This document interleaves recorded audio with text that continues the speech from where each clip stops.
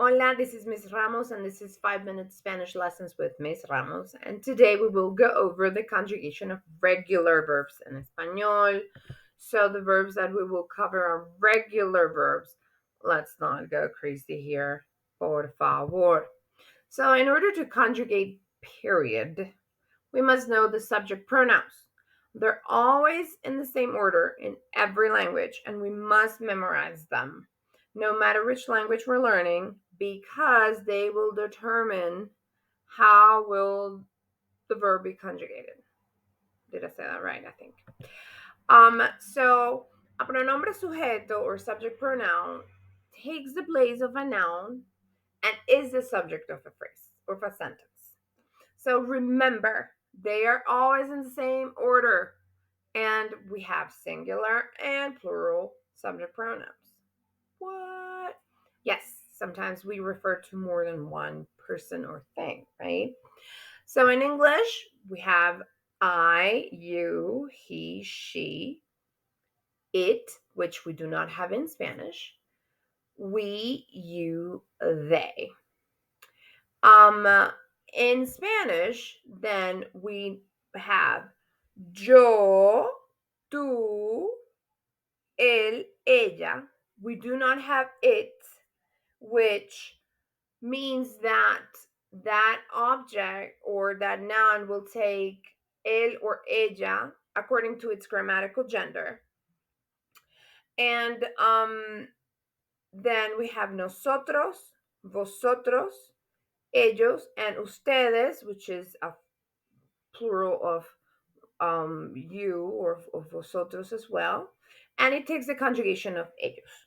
Okay, once we know this, it will be easier to conjugate in any tense. And let's see, let's get to it. Let's conjugate.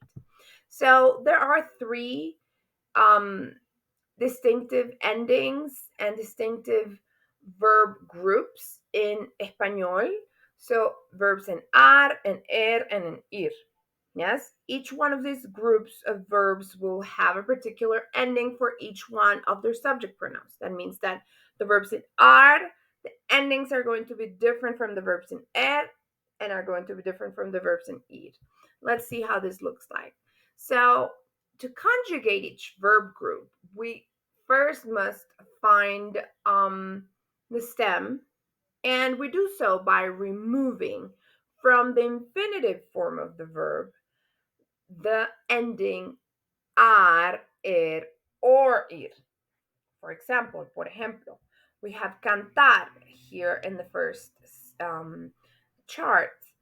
We remove the ar, we're left with the stem, and then we add the corresponding endings. For verbs that end in ar, we have for yo, o, for tú, as, for él, a, for nosotros, amos, for vosotros, ais, for ellos and ustedes, an. So to that stem, what I'm going to do is add that ending. And we end up with yo canto, tú cantas, él, ella canta, nosotros cantamos, vosotros cantáis, ellos, ustedes cantan. Same thing with verbs in same thing with verbs in ir. We just remove the ere, we're left with the stem, and then we know because we've learned by now, yes, the endings corresponding to the verbs ending in The ending for yo will always be o for all of them. Let's not make things up and do craziness. The verbs with ir, same thing. O, es, imos, is, en. And here you have a couple of downloadable exercises so you can practice. You can download these or message me and I can certainly email them to you. So let's recap our class. We have to know the subject pronouns. We must know the conjugation groups endings, please. And we have to define the stem of the verb to add the corresponding and correct ending.